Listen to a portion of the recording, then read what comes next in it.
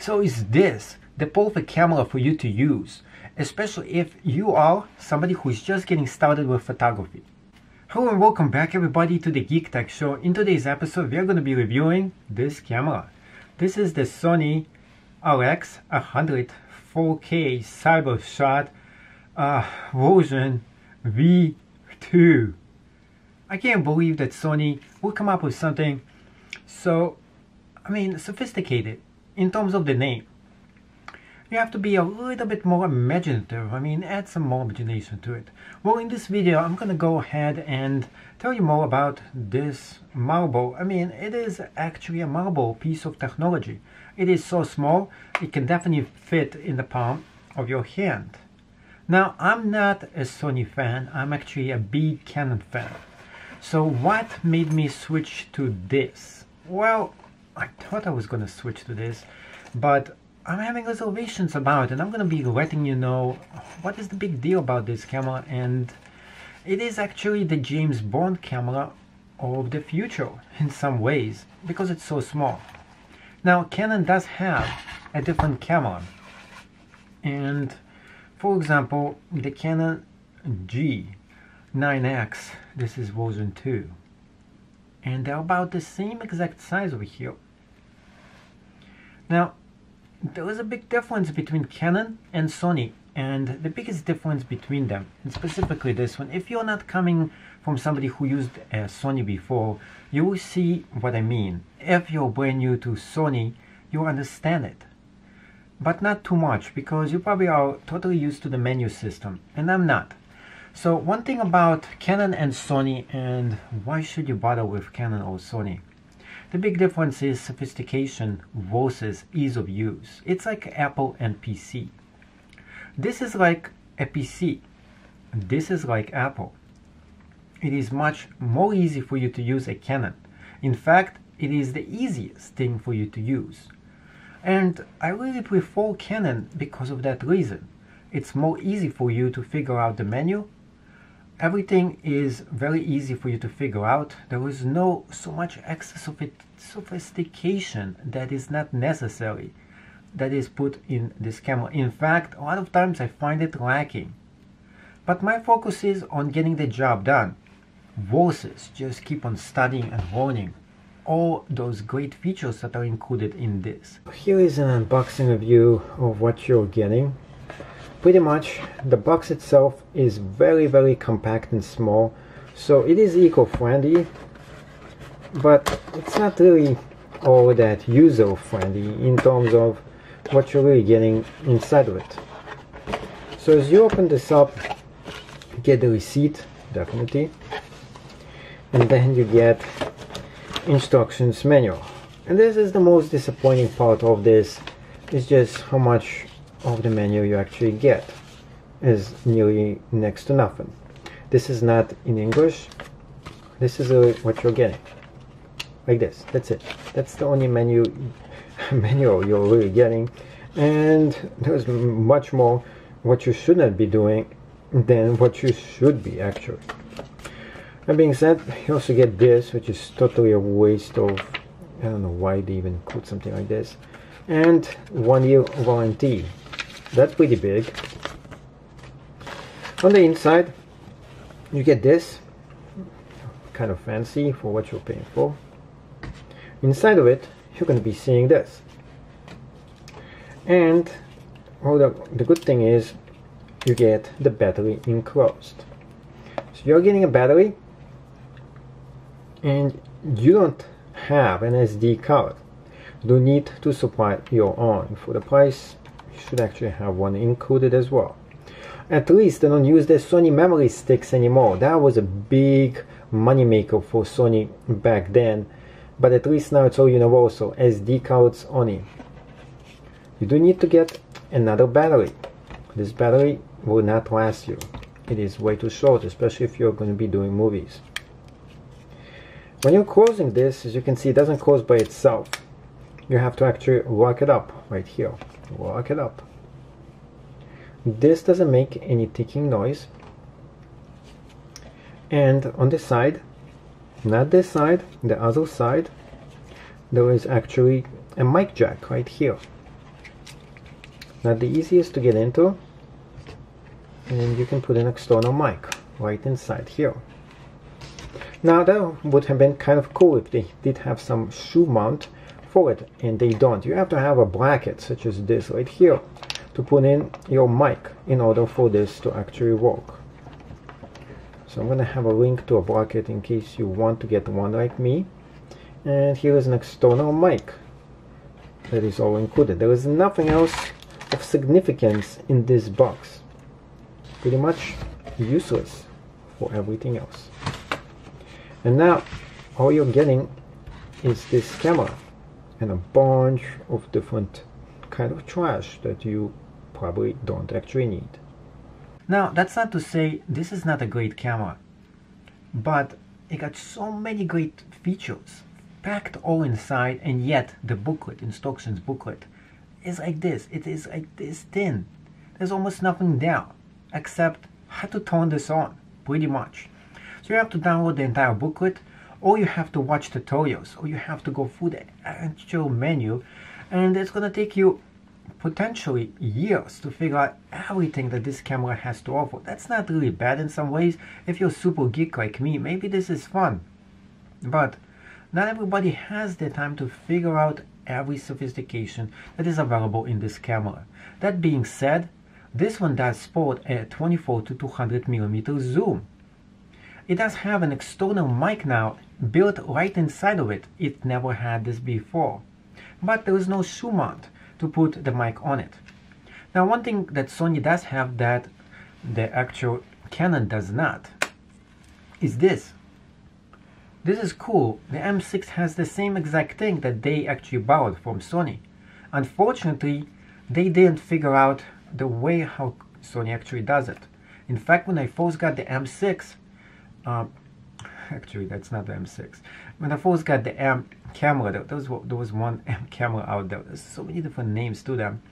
And one thing about this, it's like M5 II or something. It had the same exact thing when you were popping this out. Exactly the same exact thing. But you had to pull it out to get it to work. This one pulls out everything for you. You just go ahead and do this, and it got it for you right there. Unfortunately, this thing is so small, so tiny, you can hardly see anything. But I do like the way you see stuff. Although it is totally digitalized, it's not really, it doesn't make your eye feel not appreciated. I mean, in some ways, like when you put your eye into some of those micro things, it's very hard for you to focus. And this one is more user-friendly to it, and you can actually adjust it if you have contact lenses all the way at the top too. But one thing that I don't like about this is that, first of all, how small this is, how unnecessary something like this even is, because most of the time you'll be just using this right here. Why would you be using this? It is just more simple to use. And second reason why, except when there is bright sun. If there is bright sun outside, it's much harder for you to see this, so you have to put your eye right here. Now, one thing that actually Sony actually does a good job on, it doesn't just go ahead and turns itself off as easily as a Canon that has the same exact thing. It takes a little bit of effort for you to turn this accidentally off. So that's a good thing about that. Also, its flash right here, you can bounce it off the ceiling just a bit, and it feels a little bit more higher quality than the Canon one. And it should be higher quality because a camera just like it, Canon wise, is going to cost twice as less. And this actually costs a whooping $1,300. $1,300 with change. That's a lot of money to pay for something like this. Unfortunately, if you're getting this, one reason you should be getting this is for the zoom and for the mic and for the video modes in here. But this is not easy for you to use. Everything in here revolves around a huge sophistication of learning. And you might have to take some camera lessons just to learn how to use something like this too. So straight out of the box, this is not a go for you if you don't know nothing about cameras. So let's go ahead and review some footage with this Sony. Unfortunately, one thing about this, it is not touchscreen friendly, so you can't go ahead and just move things with your hand. You have to manually do a lot of this stuff yourself.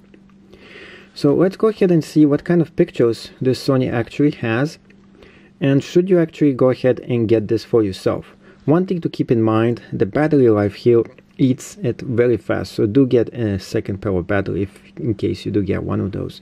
Also, the low light photography in here is not so great, so keep this also in mind. Now here's a picture of something, and it looks kind of interesting, doesn't it? If you want to zoom in, you can't use your hand here, unlike a Sony that has a touchscreen. You have to use just the thing all the way over here at the top, and you can zoom in and you can see all the details. Now you can use the touchscreen once you zoom in right here, which is just weird in my opinion. Now you can see one of the images, but we're going to go through a lot of them, so you can tell if this camera is really right for you. So here's one. Let's go to another one. This is going to be the green one, and it is more zoomed in here as well. Now we have an Empire State Building here too, with a glow of something. Let's take a look. Zooming all the way in, you can't hardly see this. You can probably tell, I don't know if you can tell this or not, but the low light performance of this camera is not the greatest. I have had a lot of trouble for it in focusing in something that is super dark, such as this. His face right here. You can hardly see it. Oh, you can see some of it, but you can't see much of the details, or can you? Here's his face, zooming more in. You can see how pixelated the whole entire thing is the more you zoom inside, especially when it comes to low lights. So that's one thing that this camera does not do actually too well. It doesn't perform well in low light photography. Here's another one with the green glow right in the back, and a purple glow as well. Let's continue. Here's a vehicle. Can we see the license plate? We're spying right in. We can't see the passenger, and I can't see nobody inside. Let's move in. We can see the lights, and I can't really tell the license plate in here, but it would have been good if you could. It's pretty hard for you to read this, but it actually shows you the capacity. If somebody is actually right in your yard and you want to get the license plate, it didn't actually do a fine job in that. Unable to display this one. Okay. Next one, we have a squirrel right here. I did a super zoom, and we see some animal here. Not sure what it's doing. So let's zoom out. You have to zoom out first before you're able to move to the next picture. Here he is again. That was not a squirrel. What was it?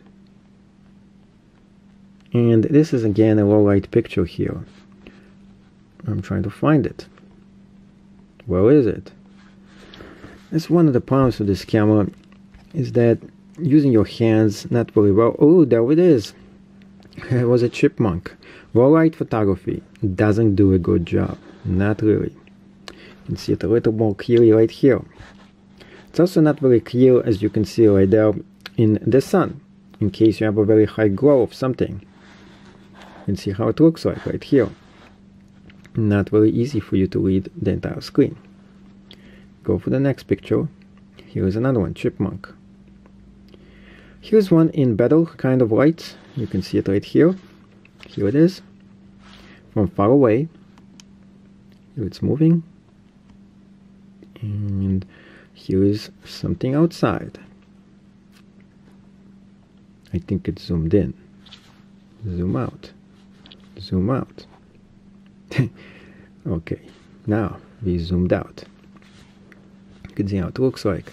Different images, and I keep on like attempting to move it with my hand, but I can't. It doesn't let you. Here's a pine tree.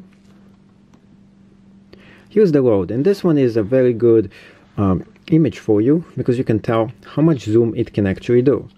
Now we're going to be zooming in. No, not like this. We are going to actually zoom in taking a picture. Let's go back in here. And here it is. This is zooming in all the way. And this is 200 zoom. So before that, we didn't zoom in. But now we're going to be zooming in manually. Right here, you can see the truck right there. So you can tell how it looks like. And in a good light, it's actually not doing such a bad job. And it's not really pixelated when it comes to that. So it's actually bad light that has the biggest trouble in performing in. Now we're going to be zooming all the way out. So you can see the difference between all the way 24mm and 200mm. I wish it was even closer because I still can't see the truck over here. Next one is just a bush, some leaves, a pine tree, another pine tree, some plant. Now we have some macro photography right here, some plant right there.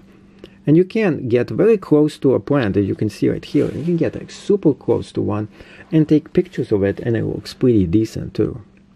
So that's one thing I do like about this camera. You can really zoom in into something. You can put it like this, very close to it, and it will take a pretty good image of it. So I'm really impressed by that. Here's another very good picture here, by the way, with some things right on this. I don't know what they are, but it's a pretty cool picture. Here's another one, and another one as well. So I want to talk about a few other things that I found to be totally negative about this camera. One of which is very short battery life. Although it can take very nice 4K videos, it actually totally kills the battery life, so I do suggest for you to get another one. Another thing about this camera that I don't like as much is that it doesn't come with a charger. In fact, you have to use either a cable or, of course, just buy a separate charger for it, which is a whopping $50+. For the price that you're paying for this camera, it should be included free of charge. Well, not free, but part of the package. And unfortunately, it doesn't. A few other things that I don't like about this camera as well is that it's very hard for you to program things here. If you want to program the wheel and things like that, it would take you going through the entire menu and trying to figure out everything in here. And that is very sophisticated and everything else in between too. So not easy for you to do. Now, this camera itself, I do like about how small it is. It is super tiny, it is super small, and it packs so much firepower in something that is, and it fits in the palm of your hand. Another thing I do like about this camera is that it has the most sophisticated and one of the best viewfinders that is available on the market. And also a very good flash as well that pops up, and it is great too. The 24 to 200mm zoom, as well as an external mic that actually fits right in here. There's a lot of other things that this camera actually packs, and I'm not going to go into specifications in here. But overall, it's a great camera for people who are creators and on the go. I would not actually pick this as my vlogging camera because it doesn't have everything that I need for it to do. In fact, if you're vlogging, it doesn't have the record button on the screen. There is no way for you to assign one of the functions over here to be able to record yourself. You will have to always reach out in the back and to press on it to record yourself. Another thing that is super, that I totally dislike about this camera is actually the shooting mode in here. So as you turn this on and you're going to be shooting something, sometimes it makes this click click and a very long sound, like something like that, and I dislike it. This is just like a attention grabber. I'm sure there is a way for you to go right through the menu and try to turn this off. Well, hopefully it does. If it doesn't, that's going to be such a bummer. There is also an untold amount of sophisticated stuff right in the menu itself. A lot of things, in fact, too many things that are all over the menu, and it keeps it very busy. It is all over the place too. So do I actually recommend for you to get this sophisticated James Bond-like camera? Well, it all depends. First of all, if you are familiar with the Sony, this is definitely an upgrade, especially when it comes to the mic over here as well. But there's a few things that I don't like about it, and it's not enough for me to recommend this for most people. In fact, for a whopping $1,300, you're paying way too much for this camera. In case something actually happens to it, you're at loss of a lot of money. Unless you really need this super zoom, in most cases, for most people, I don't recommend this. So it is actually either you downgrade to a lower version of this camera, which would be my first advice for you. And the only reason why you should be getting this is to get the super zoom all the way to 200mm and the external mic. Other than that, you can probably potentially get the same setup in a camera twice as less for almost all the gadgets that this one is included. Overall, it is a great camera. The price is just way too high for me to recommend this. For the features and everything else you get, this is a 9-star, in my opinion. On the other hand, the price, and for what you get for what you're paying for, well, this is not actually gonna do it. It's about 6, in my opinion, as well.